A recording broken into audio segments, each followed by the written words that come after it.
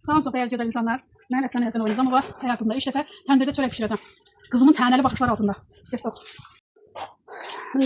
Yekə-yekə deyirdim ki, tək başıma, amma təbii ki, bu gerçək deyil. Qaynanam başını eləyən. Ələk, ələkləmək.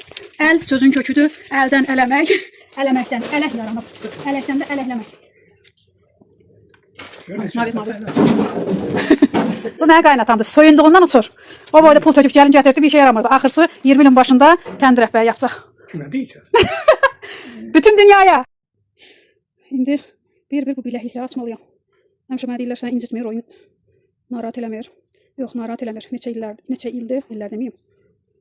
Biləyimdədirlər 7-24, bir dənə xamur yoğuranda incidirlər. Belə, gümüş biləklikdən xoşum gəlir, hələ sayını artıracam. Yəni, hədiyyə də qəbul edirəm, nəzərinizə çatdırım. Çox xoşum gəlir. Göstərmədim.